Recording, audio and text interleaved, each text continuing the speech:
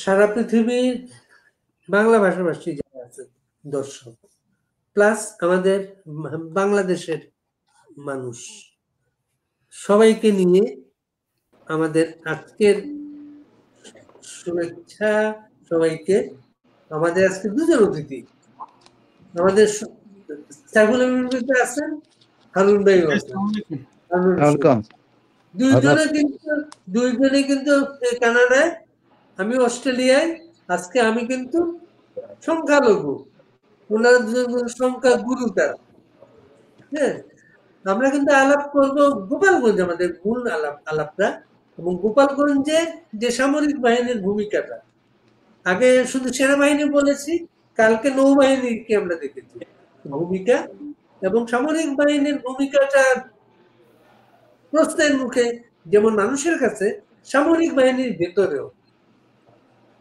সাইফুল ভাই, আপনি শুরু করেন তো। আমি একটু কানেক্ট করতে সময় লাগবে। হ্যাঁ, তো হারুন ভাই শুরু করি আমি।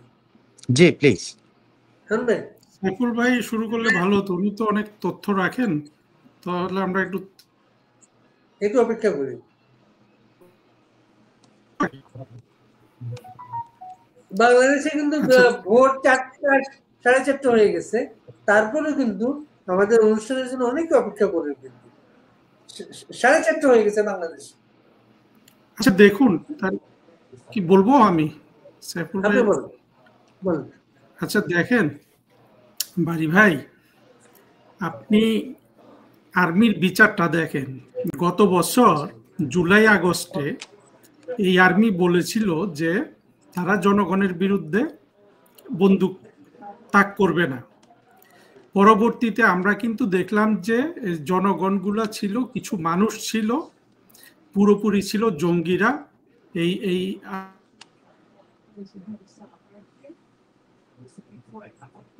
আপনি বলেন।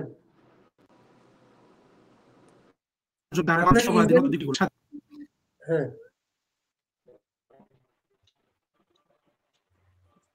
আপনার ইন্টারনেট সমস্যা নাকি? হ্যাঁ, আপনি বলেন।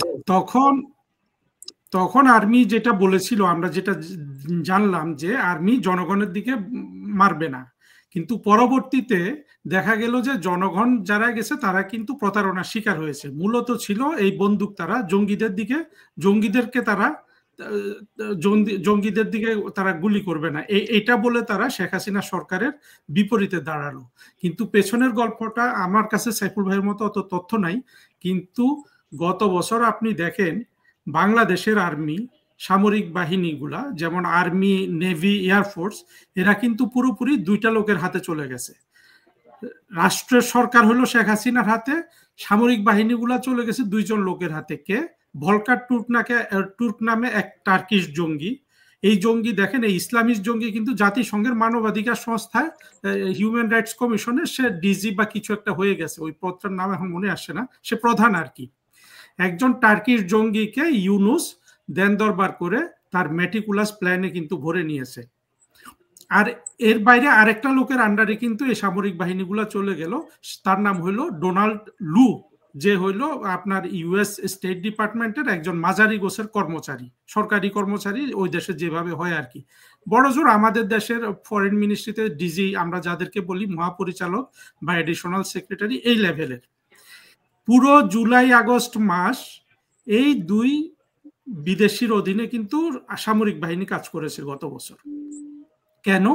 কারণ হলো ভলগার টুর্ক, যার সেখানে কোনো ধরনের অধিকার নাই এই কথা বলার, সে ধমক দিয়েছে কি, এইটা যদি তোমরা যদি সরকারের বিরুদ্ধে না দাঁড়াও, তোমরা যদি জঙ্গিদের পক্ষে না দাঁড়াও, তোমাদেরকে কিন্তু আমরা আর পিস কিপিং মিশনে আর অ্যাপয়েন্টমেন্ট দিব না। একই রকম হুমকি দিল ডোনাল্ড লু। এইটা দেওয়ার পরে আর্মি কিন্তু দেখেন, এই বাংলাদেশের আর্মি, তারা বাংলাদেশ সরকারের বেতনে চলে, রাষ্ট্রের বেতনে চলে, তারা বৈধ সরকারের পক্ষে না গিয়ে, রাষ্ট্রীয় দায়িত্বের পক্ষে না গিয়ে তারা চলে গেল শুধু জাতিসংঘের যে চাকরিটা, আমি এই চাকরি তো কাছে থেকে দেখেছি, অনেক মিশনও আমি ভিজিট করেছি, এটা পুরোপুরি একটা ভিক্ষাবৃত্তি। বাংলাদেশের আমি একটু মানে আপনার কি বলে মার্জিনে গিয়ে এই কথাটা বলে রাখছি, বাংলাদেশের সামরিক বাহিনীগুলো যারা চালায়, যেমন বিমান বাহিনী প্রধান, সেনাবাহিনী প্রধান, নৌবাহিনী প্রধান, এদের জন্য কিন্তু এই চাকরিটা, এই ভিক্ষাবৃত্তিটা একটা গলার কাটা। এটার জন্য ওরা লবিং করে, গ্রুপিং করে, কে যাবে কে না যাবে। বাংলাদেশের স্বার্থে অবিলম্বে এই জাতিসংঘে বাংলাদেশের সামরিক বাহিনীগুলো পাঠানো বন্ধ করে দেওয়া উচিত। এটা যদি না হয় দীর্ঘমেয়াদে আপনি দেখবেন, আজকে আমি হয়তো কথা বলছি, অনেকে হয়তো ধীরে ধীরে বলবে, একসময় সাধারণ মানুষ কিন্তু এই সেনাবাহিনীগুলোকে, সামরিক বাহিনীগুলোকে প্রশ্ন করা শুরু করবে। তারা রাষ্ট্রের টাকায় বেতন নেয়, তারা সরকারের অধীনে থাকার কথা, সেটা না থেকে রাষ্ট্রের যখন প্রয়োজন তারা চলে যায় ইউএস এর আন্ডারে, তারা চলে যায় জাতিসংঘের বিভিন্ন কর্মচারীর আন্ডারে। আর জাতিসংঘের এই কর্মচারীগুলা আপনারা দুইজনই সিনিয়র সাংবাদিক নিশ্চিতভাবে জানেন, এইটা একটা ব্যুরোক্রেসি। ওইখানে হলো যে আমাদের দেশে যেমন ব্যুরোক্রেসিকে আমরা বলি যে এরা অনেক স্বার্থ নিয়ে কাজ করে, এই জাতিসংঘের ব্যুরোক্রেসি কিন্তু একই রকম স্বার্থবাজ একটা সংগঠন। একদিক থেকে এরা ইউএস এর আজ্ঞাবহ, আরেক দিক থেকে এরা হলো আপনার এই যে ইন্টারনাল যে ব্যুরোক্রেসি ক্রিয়েট করছে ওদের চাকরি করা। ওই যে দেখেন আজকে বাংলাদেশে সাইফুল ভাই একটা প্রোগ্রাম বলছিল, আমি শুনছিলাম যে ওরা বাংলাদেশে হিউম্যান রাইটস কমিশনের অফিস খুলছে। এইভাবে কোথায় কোথায় কোথায় কোথায় অফিস খোলা যাবে ওইটা ওরা খোঁজ করে, যেভাবে আরো 2-4টা কর্মচারী ঢুকানো যায়। আর ওইখানে চাকরি হয় পরিচয় ধরে, আপনার ওর পরিচয় আছে, এর পরিচয় আছে, ধরে নিয়ে ঢুকিয়ে দিল, 10-20 বছরের জন্য বিশাল অঙ্কের বেতন নিল। আর তারা বিভিন্ন আপনার জাতিসংঘের যারা মডেল রাষ্ট্র, বিশেষ করে যুক্তরাষ্ট্র, তাদের হয়ে তারা কাজ করলো। যাই হোক, আমি এটা কেন বললাম, মানুষের একটু এই জিনিসগুলো জানা দরকার। তাহলে আমরা দেখলাম গত বছর এই সামরিক বাহিনী, বিশেষ করে সেনাবাহিনী প্রধান এগুলার নেতৃত্ব দিয়েছেন, তারা কিন্তু জনগণের পক্ষে, রাষ্ট্রের পক্ষে, রাষ্ট্রের যেখানে তাদেরকে প্রয়োজন সেটার পক্ষে তারা দাঁড়াতে তারা কিন্তু অস্বীকার করলেন। হ্যাঁ, আজকে গোপালগঞ্জে দেখা গেল, সেখানে দেখেন ওইখানে জঙ্গিরা সকল রকম হাতিয়ার নিয়ে নেমেছে। এবং আমরা কিছু কিছু খবর পেয়েছি যে সামরিক বাহিনীতে যেসব অফিসারগুলা ঢুকেছে, কর্মচারীরা ঢুকেছে, হিজবুত এবং জামাত শিবির, এরা কিন্তু 3-4 তারিখ থেকে, আমরা সবাই এখন এটা জানি, এরা আপনার সাদা পোশাকে বের হয়ে জঙ্গিদের সাথে এই অনাচারে কিন্তু যুক্ত হলো। অনাচারে যুক্ত হয়ে কিছু জঙ্গি মেরেছে, কিছু সাধারণ মানুষ মেরেছে। তখন সেনাবাহিনী সবার এরা বলল যে আমরা এই জনগণের বিরুদ্ধে যাব না। মূলত যেটা পরবর্তীতে জঙ্গি আসিফ, জঙ্গি মাহফুজ এবং ডোনাল্ড ট্রাম্প সাহেবের স্বীকারোক্তি, এই সব স্বীকারোক্তি যদি আমরা মিলাই, তাহলে কিন্তু এটা যে একটা আপনার মানুষের বিরুদ্ধে একটা ষড়যন্ত্র ছিল বাংলাদেশের বিরুদ্ধে, এটা তো আর এখন কোনো কিছু বাকি নেই। কিন্তু এটাকে এখনো বলা হচ্ছে এটা ছিল গণ অভ্যুত্থান, এটা সেটা। আরেকটা জিনিস আমি এখানে যোগ করব, আমি কিছুক্ষণের মধ্যে ছেড়ে দিচ্ছি, আমি আপনার সাইফুল ভাইয়ের কথা শুনবো। আপনি দেখবেন বাংলাদেশে ক্রমাবনত সংস্কৃতির যে অবনতি হয়েছে, সেটারও একটা ধাক্কা আমরা পেলাম কি 3 তারিখে। এই যে ওয়াকার, জেনারেল ওয়াকার, উনি কার গানের দিলেন, অর্থাৎ উনি আইয়ুব বাচ্চুর, আমি এখানে আইয়ুব বাচ্চুকে মানে অসম্মান করছি না, কিন্তু এটার মধ্য দিয়ে জেনারেল ওয়াকারের সাংস্কৃতিক মানটাও আমরা জানলাম। সে রবীন্দ্রসঙ্গীত শুনে নাই, সে নজরুল গীতি জানে না, সে ভালো কিছু গান জানে না, সে কত দূর জানে তার সাংস্কৃতিক মান কি, আইয়ুব বাচ্চুর গান। আইয়ুব বাচ্চুরা যে লোকগুলা ব্যান্ড করে সঙ্গীত জগৎটাকে নষ্ট করেছে। অর্থাৎ এই পর্যায়ের কিন্তু আমাদের বাংলাদেশে যারা রাষ্ট্র ক্ষমতা দখল করে আছে, যারা বড় বড় পদ দখল করে আছে, রাষ্ট্রদূতের পদ, আপনার সচিবের পদ, সেনাবাহিনী প্রধানের পদ, এদের সাংস্কৃতিক মানটাও কিন্তু আপনাকে চিন্তা করতে হবে। একসাথে কিন্তু সবকিছুর অবনতি হয়েছে। আচ্ছা, যাই হোক, আমি প্রসঙ্গোত্তরে 2টা জিনিস আজকে আমার মনে আসলো বললাম। তারপরে এইবার গোপালগঞ্জে কি করলো, গোপালগঞ্জে সাধারণ মানুষ কোনো ধরনের অস্ত্র হাতে নিল না, লাঠি সোটা হাতে নিল না, কিচ্ছু করলো না। এই নিরীহ মানুষগুলা শুধু তারা দেশপ্রেমের জন্য, তারা যেহেতু এই জুলাই আগস্টের যে জঙ্গিগুলা ওখানে গেল, তাদের বিরুদ্ধে হয়তো তারা কিছু মিছিল করতো, করতো, সেগুলাকে বিনা উস্কানিতে কিন্তু এই সামরিক বাহিনী, এই ইউনুসের আন্ডারে যখন এই সামরিক বাহিনী, তখন তারা নিরীহ মানুষকে হত্যা করলো। তাহলে দেখেন, এখন যখন সাধারণ মানুষকে এই সামরিক বাহিনীগুলোর দরকার, তারা এখন সাধারণ মানুষকে হত্যা করছে ইউনুসের অধীনে। আর তখন জুলাই আগস্টে প্রধানমন্ত্রী শেখ হাসিনা আরো যে মানুষ যাতে আর নিহত না হয় সেজন্য কিন্তু উনি প্রধানমন্ত্রীর পদ ছেড়ে দিয়েছেন। আর আজকে এই ইউনুস মানুষ খুন করে সে তার পথটা ধরে রাখছে। তাহলে আমি এটা বাংলাদেশের সাধারণ মানুষের কাছে জানতে চাইবো যে এই আর্মি, নেভি, এয়ারফোর্স, দেখেন নেভি পর্যন্ত নামিয়েছে। আমরা কি বাংলাদেশের, আমি এর আগে একজনের সাথে কথা বলছিলাম, আর একটা সাংবাদিকের সাথে, এরকম একটা প্রোগ্রামে, আমরা কখনোই দেখি নাই যে আর্মি বলছে গুলি কর এবং আর্মি গুলি করে। এটা আমরা কিন্তু এরশাদের আমল বলুন, জিয়াউর রহমান আমল বলুন, সাইফুল ভাই আপনারা আরো ভালো বলতে পারবেন, আমরা কিন্তু সচক্ষে এই ঘটনা কিন্তু দেখি নাই, যেটা এই ইউনূস আমাদেরকে দেখিয়েছে বাংলাদেশে। তাহলে আমি আজকে দেখেন, আমি এই কয়েকটা জায়গায় আমি একটু অনুরোধ করতে চাই যে নিউ ইয়র্কে যারা আছে আমাদের আজকে বাংলাদেশের স্বাধীনতার পক্ষের মানুষ যারা আছে তারা, এবং অসলোতে যারা আছে, স্টকহোমে যারা আছে, আমি সবাইকে আহ্বান জানাচ্ছি আপনারা মেহেরবানি করে জাতিসংঘের ওই অফিসারদের কাছে কাগজ দিলে কতটা কাজ হবে আমি জানি না, সেটা তারা তাকিয়ে থাকবে যুক্তরাষ্ট্রের দিকে, কিন্তু আমরা সবাই জানি এই অঞ্চলের সব মানুষ ইসলামিক জঙ্গি বিরোধী। আপনারা 4 জন 5 জন করে যেই নারকীয় কাণ্ড ইউনূসের সেনাবাহিনী এই এবং ইউনূসের পেটোয়া বাহিনী এই বাংলাদেশে করতেছে, বিশেষ করে আপনার গোপালগঞ্জে যে গণহত্যা করলো, আপনারা শুধু এই ভিডিওগুলা নিয়ে পর্যায়ক্রমে 3 জন 4 জন করে মাস ব্যাপী আপনারা সাধারণ মানুষকে দেখাতে থাকুন কিভাবে এই পশ্চিমের সৃষ্ট একটা জানোয়ার ইউনূস আজকে বাংলাদেশে সাধারণ মানুষের উপর নির্যাতন চালাচ্ছে। কারণ পশ্চিম পশ্চিম যদি ইউনূসকে এত উপরে না তুলতো, বাংলাদেশের মানুষ তো এইভাবে ইউনূসের প্রেমে পড়তো না, তাই না? সুতরাং আজকে পশ্চিমের দায়িত্ব, বাংলাদেশের উপর যেই মনস্টার আছে আমাদের কাঁধে চড়ে বসেছে তাকে নামানো। ধন্যবাদ। সাইফুল ভাই, আপনি গোপালগঞ্জ এবং সামরিক বাহিনী। গোপালগঞ্জ আর সামরিক বাহিনী নিয়ে কথা বলতে, আর মানে আমি অনেক বলেছি, আপনার অনুষ্ঠানেই বলেছি, সামরিক বাহিনী তার কনস্টিটিউশনাল যে ম্যান্ডেট, সে ম্যান্ডেটের বাইরে গিয়ে কাজ করছে। তারা হারুন রশিদ ভাই যথার্থ ব্যাখ্যা করেছেন। আমি জাস্ট 2-3টা জিনিস আপনার সামনে বলি। সেটা হলো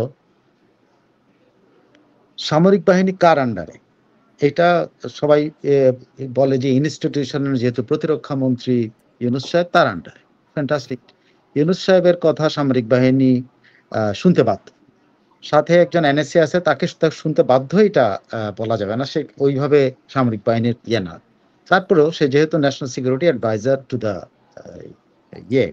কি বলে প্রধান উপদেষ্টা, তো তারও ইনফ্লুয়েন্স আছে। কিন্তু ইনফ্লুয়েন্স থাকা এক জিনিস, আপনি মোটিভেট করা এক জিনিস, আরেকটা হলো আপনার লিগাল বাইন্ডিং, আপনার যে বাইন্ডিংস, আপনার যে বাউন্ডারি আছে, এই বাউন্ডারির বাইরে বা বাউন্ডারির ভেতরে থেকে আপনি কি প্লে করতে পারেন, এটা হলো ব্যাপার। ব্যাপারটা হলো যে প্রতিরক্ষা মন্ত্রী যদি এখন বলে যে প্রধানমন্ত্রীকে গুলি করে আসো, সেটা পারবে না, যতই প্রতিরক্ষা মন্ত্রী করবে না। কারণ কি, কনস্টিটিউশনাল রাইট গভর্নমেন্টকে রক্ষা করে, কনস্টিটিউশনাল ম্যান্ডেট বা রেসপন্সিবিলিটি হলো গভর্নমেন্টকে রক্ষা করা। এই সেনাবাহিনী গভর্নমেন্টকেই রক্ষা করেনি, ঠিক আছে? সেনাবাহিনী দরবারে গুটি কয়েক অফিসার যা বলছেন বা বলে দাবি করা হয়, সেটা শুনেছেন জনগণের বুকে ওনারা গুলি করবেন না, ঠিক আছে? জনগণের বুকে তো ওনারা গুলি করেন নাই। এবং এই সেনা প্রধানও কিন্তু ঘোষণা দিয়েছিলেন 5ই আগস্ট যে উনি কি বলে যে মানুষের উপরে গুলি করবে না, উনি নির্দেশ দিয়ে দিয়েছেন। আমার মনে আছে স্পষ্ট, জাতির উদ্দেশ্যে বলেছেন আপনারা শান্ত হন, আমি বলে দিয়েছি কেউ গুলি চালাবে না, তো আপনারা শান্ত হন, এইভাবে বলেছেন। সেই সেনা প্রধান এই যে গোপালগঞ্জে গুলির নির্দেশ দিলেন, মানে উনি দিন বা না দিন ওনার আন্ডারে কিন্তু এটা হয়েছে। উনি দিন বা আমরা অনেক কিছু শুনছি এখন সেনাবাহিনীর ভেতরের খবর, ভেতরের কিছু জিনিস, তো উনি দেন বা না দেন রেসপন্সিবিলিটি তার ঘাড়ে যাবে। কারণ একটা সদর, আপনি জাস্ট ইয়েতে আপনার কাজের পরিধিটা যদি আপনি ধরেন, একটা সদর উপজেলা গোপালগঞ্জের, সেইখানে একজন লেফটেন্যান্ট কর্নেল এই তো এনাফ দায়িত্বের জন্য। কারণ কি, একটা রেজিমেন্ট, একটা ব্যাটালিয়ন থাকতে পারে, এর বেশি তো একটা সদর উপজেলা থাকার কথা না, এটা অনেক বেশি, এটা প্লাটুন থাকাটা হলো স্বাভাবিক। যাই হোক, ধরেন ওখানে একজন লেফটেন্যান্ট কর্নেল ছিলেন ধরেন, এবং থাকা সর্বোচ্চ নিরাপত্তার জন্য এক সদর উপজেলা, একটা ছোট্ট জায়গা, সেটাতে, আর অন্যান্য জায়গায় তো অন্যান্যরা থাকবে সেটি। কিন্তু এই অপারেশনটা পরিচালিত লেফটেন্যান্ট কর্নেল করেন। আমরা প্রথমে শুনেছি একজন ব্রিগেডিয়ার জেনারেল ওখানে অপারেশনটা চালিয়েছেন, সেটাও সঠিক না। কিন্তু আপনি আশ্চর্য হয়ে আমি আপনাকে মানে জানাতে পারি যে সেটা হলো যশোর এরিয়া কমান্ডার, মানে যশোর ক্যান্টনমেন্টের জিওসি, যশোর এরিয়া কমান্ডার, কিন্তু সে যশোরের সমস্ত যতগুলি ব্যাটালিয়ন আছে সবগুলি ব্যাটালিয়নের কমান্ডার উনি। সেই জেনারেল এমদাদ ছিলেন এই সদর উপজেলায় এই সরাসরি অপারেশনটা পরিচালনা করেছেন। ওনাকে কে পাঠালো? উনি কি নিজে চলে গেলেন? উনি তো যেতে পারেন না নিজে। ওনাকে অবশ্যই আর্মি হেডকোয়ার্টার থেকে ক্লিয়ারেন্স নিতে হয়েছে যে I am going to the battle field. কারণ ব্যাটল ফিল্ডে তো হেডকোয়ার্টার নিজে একজন লেফটেন্যান্ট কর্নেল আছে, যদি একটা ইয়ে থাকে, ব্যাটালিয়ন যদি থাকে, তাহলে উনি ওখানে যান কি করে? উনি ওখানে গেছেন আইদার নিজের ইচ্ছা, অথবা সেনাপ্রধানের ইচ্ছা, অথবা সেনাবাহিনীর কারো ইচ্ছা, অথবা ডিফেন্স মিনিস্টার, বিভিন্ন ধরনের ইচ্ছার প্রেক্ষিতে উনি পৌঁছায় দিতে পারেন। কিন্তু উনি যে তার শৃঙ্খলা লঙ্ঘন করে ওখানে গেলেন, তার বিরুদ্ধে কি ব্যবস্থা নেওয়া হয়েছে? অনেক যুক্তিতর্কের পরে শুধুমাত্র ওনার ঘাড়েও যদি চাপান, তাহলে উনি কার নির্দেশে গেলেন? এগুলা এখন সেনাবাহিনীর পুরো চেইন অফ কমান্ডের মধ্যে এরকম ঘটনা রেয়ার। আমি আর কখনো শুনি নাই যে একজন মেজর জেনারেল যা একটা ছোট্ট অপারেশনে বা একটা ছোট্ট ইয়েতে কাজে উনি সরাসরি নিজে যা উপস্থিত থাকেন এবং নিজে ইয়ে করেন। এটা কতটা প্রি প্ল্যান ছিল? আপনি জাস্ট এই জায়গা থেকে আপনি আসেন, এটা প্রি প্ল্যান তো বটে, তা না হলে যদি প্রি প্ল্যান না হয়ে থাকে, এই কিলিংটা টোটালি প্রি প্ল্যান।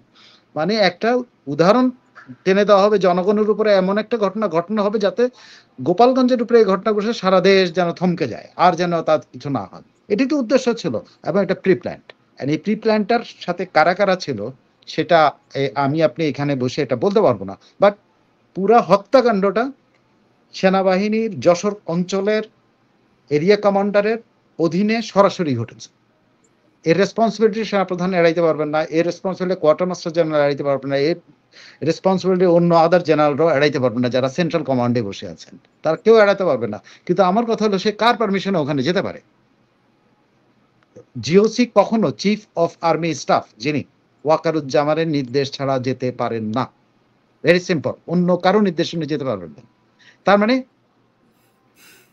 এই জেনারেল ওয়াকারুজ্জামান নির্দেশ দিয়েছে, তাহলে ওয়াকারুজ্জামান তার মানে তিনি তার ওথ যেটা একবার নিয়েছেন, একটা সরকারকে পতন ঘটিয়ে যে ওথটা নিলেন যে আমি আর গুলি চালাবো না, সে ওথটাও ভঙ্গ করলেন।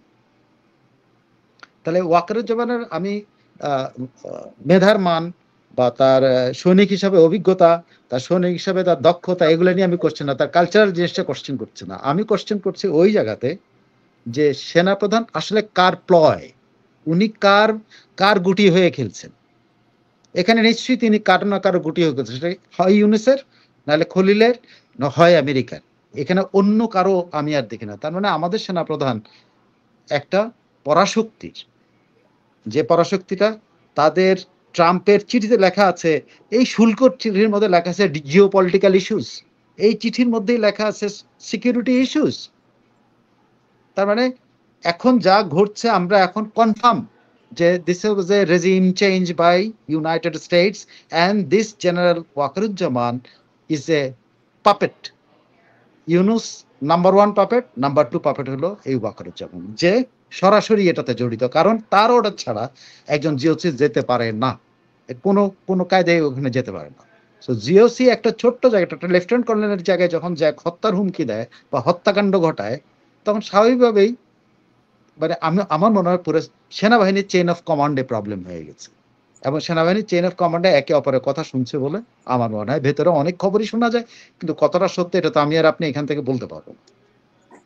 আচ্ছা, এখানে আরেকটা সামাজিক যোগাযোগ আসছে, আমি সত্য মিথ্যে জানি না, পত্রিকায় দেখি না, ওই যে আজকে যে প্রধান নির্বাচন কমিশনার, ওনার নাকি ছেলে অফিসার। হ্যাঁ, আমি এটা ফেসবুকে পড়লাম। এটা প্রচারিত, আমি জানি না। প্রধান নির্বাচন কমিশনার বা কোনো একজন নির্বাচন কমিশনার ছিল নাকি সে? এটা শুনেছি। আর্মিতে এটা নিয়ে কি সমস্যা দেখা যাচ্ছে? এটা ইন্টারনালি যেগুলো শোনা যাচ্ছে সেটা হলো আর্মিতে তীব্র অসন্তোষ দেখা দিয়েছে, যে আমরা যে জিনিসটা মানুষের উপরে গুলি চালানোর বিরুদ্ধে যে কথাটা আমরা কথা দিয়েছিলাম, সেখান থেকে আমরা বেরোলাম কি করে। এবং সেখানে স্পষ্টত আর্মির বর্বরতা নিয়েই কোশ্চেন হয়েছে, যে আর্মি এই যে ছবিটা আসছে বুটের তলা দেয়, বিশ্বাস করেন এগুলোই আমরা যেরকম বাইরে আলোচনা করি, ওদের ভেতরেও সেইম আলোচনা, যে বুটের একটা মুমূর্ষ, সে মৃত অলমোস্ট, তারপর তারে বুট দিয়ে মারাতে হবে। এক।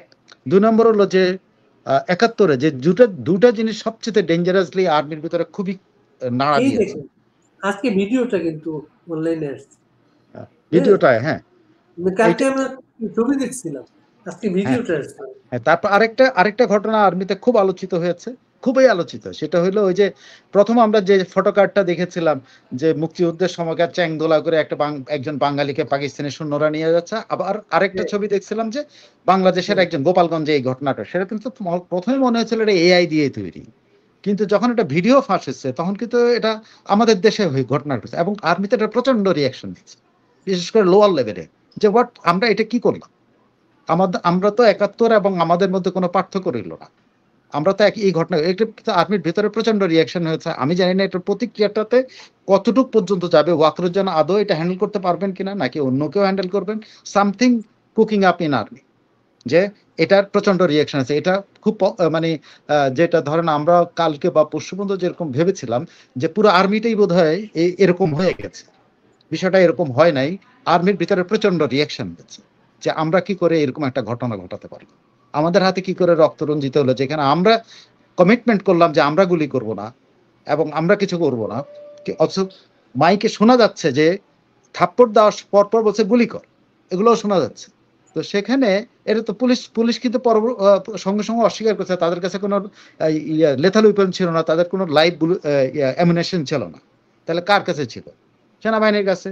সেনাবাহিনী এখন অস্বীকার করতে পারেন, এই কারণে সেনাবাহিনীর ভেতরে আমি যতটুকু শুনেছি প্রচন্ড রকমের একটা টার্মোয়েল চলতেছে, একে অপরকে দোষারোপ করে কে এর জন্য দায়ী, এটা করে কেউ হয়তো ওয়াকরুজ্জামানকে দায়ী করতেছেন, কেউ অন্যজনকে দায়ী করেন, কেউ মৌলবাদীদের দায়ী করে, বিভিন্ন রকমের। কিন্তু সেনাবাহিনীর ভিতরে প্রচন্ড আলোচনার বিষয় হয়ে দাঁড়িয়েছে যে আমাদেরকে 71-এর পাকিস্তানি হানাদার বাহিনীর সাথে তুলনা করা হচ্ছে।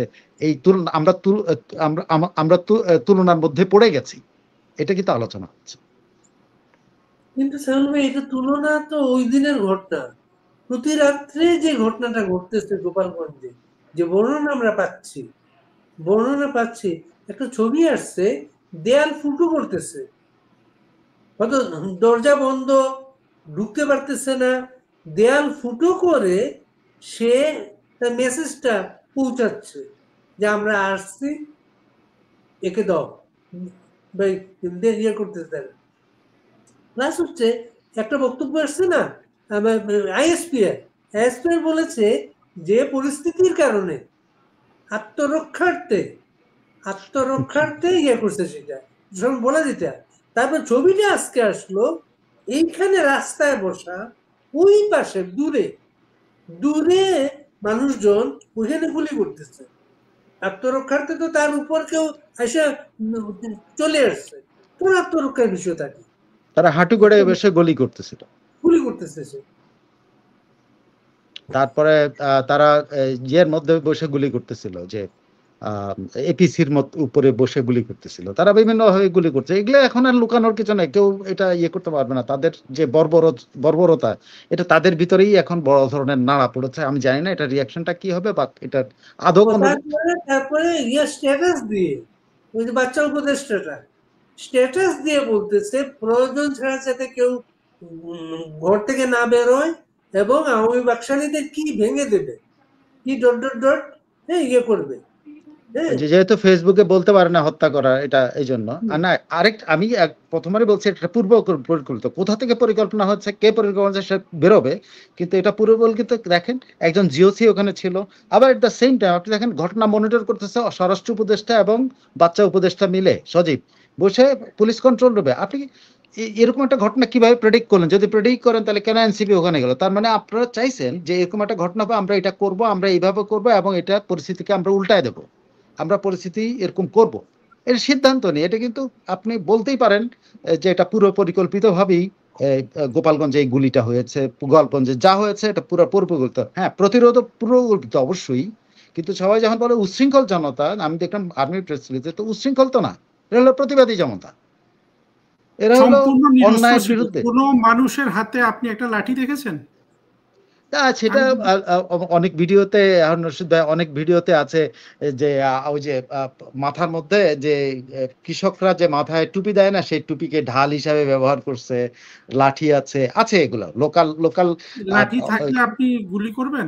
না, এখানে সেটা একটা আমি জিনিস বলছি। দেখেন সাইফুল ভাই, একটা জিনিস দেখেন, আর্মির মূল কনসার্ন কিন্তু এই জাতিসংঘের চাকরি। হ্যাঁ, এইটা কিন্তু এর মধ্যে কোনো ভুল নাই, কিন্তু গত বছর এখানে তো আপনার, জাতিসংঘের চাকরি করলো না, না যে গত ঘটনা বছর তারা সাংবিধানিক বৈধ সরকারকে রক্ষা করার হ্যাঁ জন্য, সেটাই। হ্যাঁ, তাদের চাকরির, জাতিসংঘের চাকরির জন্য সে রিস্ক নিল না। এইবারে কিন্তু জঙ্গিদের রক্ষা করার জন্য তারা কিন্তু রিস্ক নিয়েছে। দ্যাট ইজ পার্থক্যটা হোয়াট আই বুঝতে এম টেলিং, পেরেছেন? দিস ইজ প্রি প্ল্যান্ড, এবং এদের ভেতরে ওই লোকেরা ঢুকে গেছে। আরে আপনি শুধু তো এইটা বললেন, আমি আরেকটা আপনাকে বা আপনাদের একটা ইনফরমেশন দিতে পারি, ইনফরমেশন মানে কি জাস্ট ডিসকাশনের জন্য। সেটা হলো দেখেন কতটা লোভী হলে বিদেশের কিছু ডলার কামাইয়ের জন্য তারা ফলকার তুর্কের বক্তব্য শুনেছে। উনি বলছেন যে উনি ডিজি লেভেল না, উনি হাই কমিশনার, হ্যাঁ, ইউএন হিউম্যান রাইটস কমিশনের হাই না, কমিশনার। আমি ওর কথা বলিনি, আমি বলছি দুইজন লোকের আন্ডারে তারা জুলাই আগস্টে চাকরি করেছে। একটা হলো ভলকার তুর্ক, হ্যাঁ যে ইউএনএইচসিআর এর প্রধান, আর হ্যাঁ, একটা হলো যুক্তরাষ্ট্রের এই আপনার ডোনাল্ডো। আচ্ছা এই আচ্ছা। দুইজন মূলত জুলাই আগস্টে আর্মিকে চালিয়েছে, আর কিন্তু ডোনাল্ডো হলো দেখেন বাংলাদেশের ডিজি, অ্যাডিশনাল সেক্রেটারি, এই লেভেলের একজন সরকারি কর্মচারী, যদিও রাজনৈতিক নেই।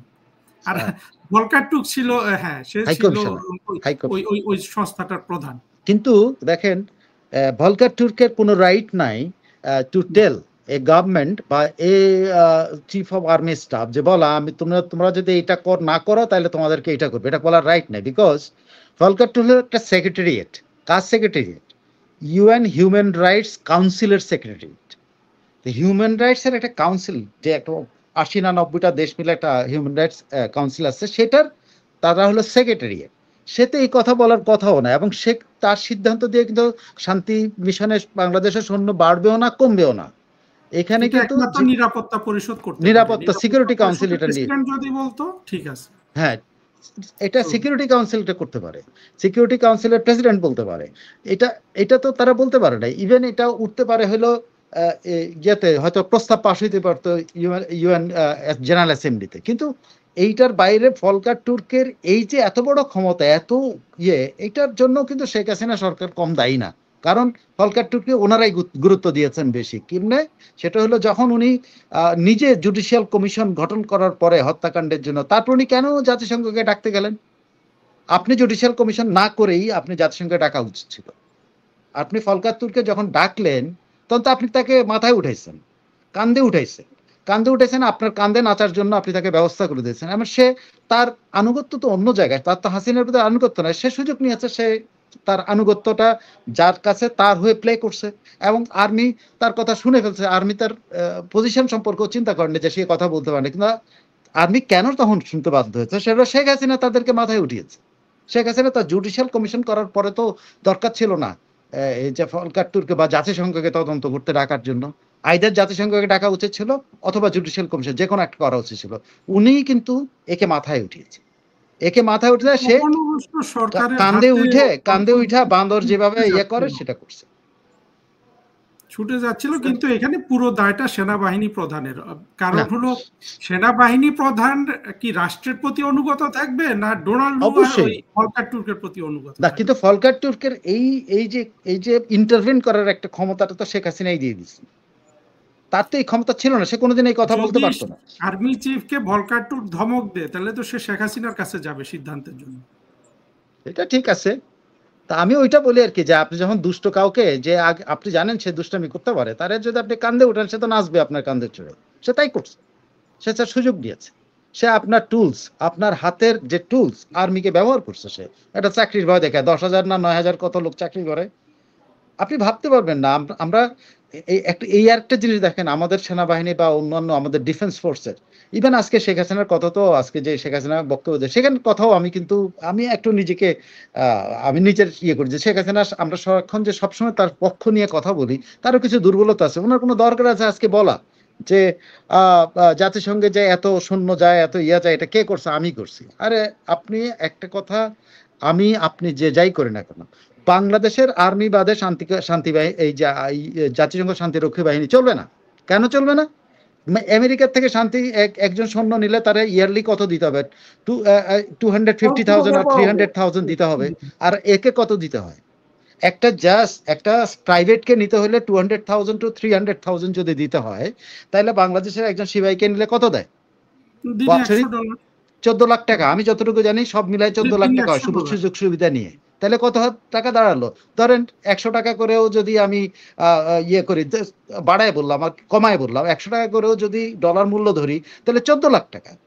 আপনি কোথায় 14 লাখ টাকা আর কোথায় $250,000 লাগবে আমেরিকা থেকে নিতে, কানাডা থেকে নিতে, নিউজিল্যান্ড থেকে নিতে, অন্যান্য দেশ থেকে নিতে? আমাদের দেশ সবচেয়ে সস্তা তো। আরো একটা জিনিস আপনাকে বলি, সেটা অস্ত্রশস্ত্রগুলো। আমাদের দেশে যখন আপনাদের অস্ত্র আসে, কিন্তু বিনা ট্যাক্সে আসে।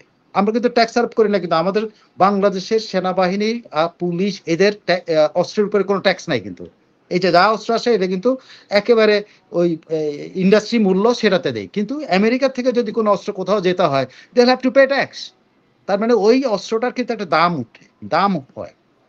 তো আমরা সবচেয়ে, আমাদের দেশ থেকে যদি একটা এপিসি পাঠানো হয়, সেটা যদি ধরেন $1,00,000 এপিসি দাম হয়, আমেরিকা থেকে এটা পাঠাতে গেলে তো $2,00,000 পড়বে।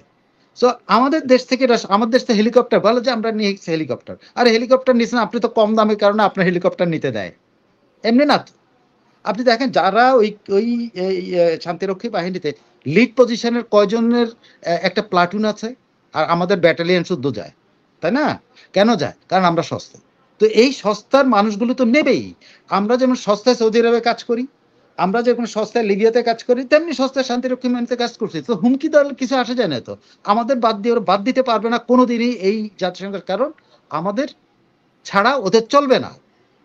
তবে বাংলাদেশের স্বার্থে জাতিসংঘে বাংলাদেশের এইসব পাঠানো বন্ধ শুনতে পাচ্ছি না। আমার কথা হলো, বাংলাদেশের স্বার্থেই এখন বাংলাদেশ থেকে জাতিসংঘে সৈনিক পাঠানো বন্ধ করা উচিত। শোনা যাচ্ছে না? আমরা শুনতেছি তো। আপনাদের দুজনকে আমি শুনতে পাচ্ছি না। বাড়ি ভাই, আপনার প্যানেলের প্রবলেম হবে। না, আমার এখানে আপনাদের দুজনকে আমি শুনতে পাচ্ছি না। এটা বাড়ি ভাইয়ের প্যানেলের প্রবলেম। আমার এখানে সব ঠিক আছে।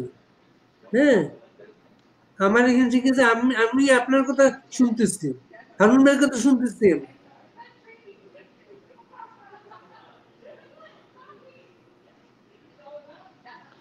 আমি বাড়ি ভাই, এটা আপনার এন্ডের প্রবলেম হবে, এটা হারুন ভাইয়ের এন্ডের প্রবলেম না। আমি তো আপনাকে শুনতেছি সবাইকে। আমি আপনাকে শুনতে পাই না। বাড়ি ভাই শুনতে সাইফুল ভাই শুনতে পাচ্ছে না। হ্যাঁ, আমাকেও না।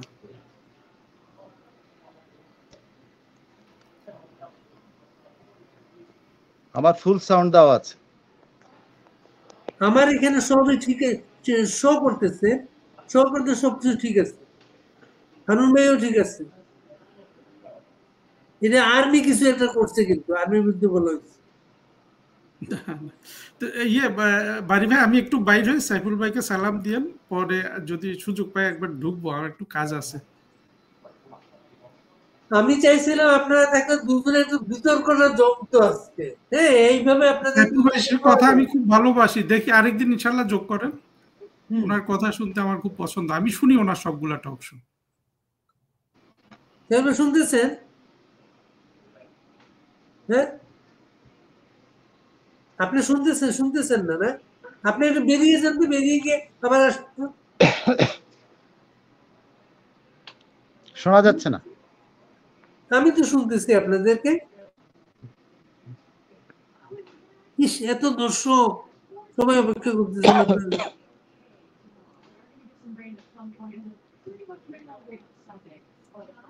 এখানে দর্শকরা বলতেছে আমরা আপনাদের সবার কথা শুনতে পাচ্ছি।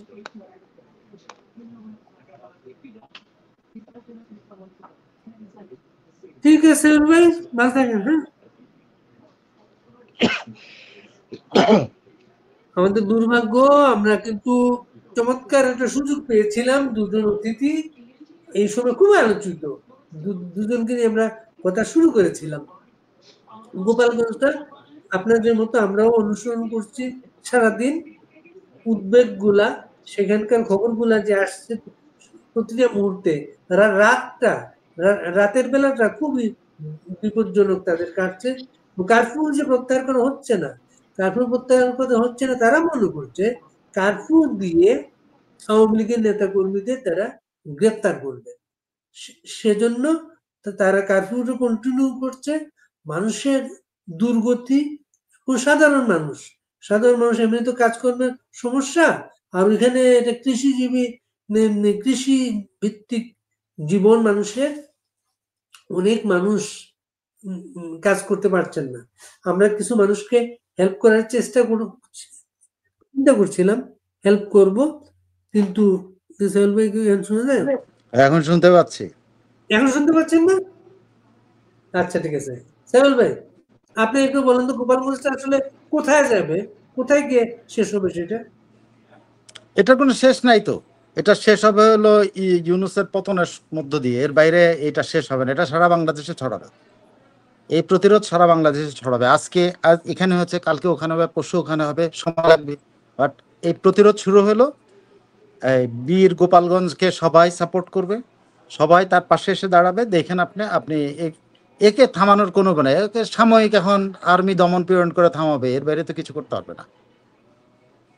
আর্মি কি এটা কন্টিনিউ করবে এই ভূমিকাটা? জি, আর্মি এই ভূমিকাটা কন্টিনিউ করবে তাদের?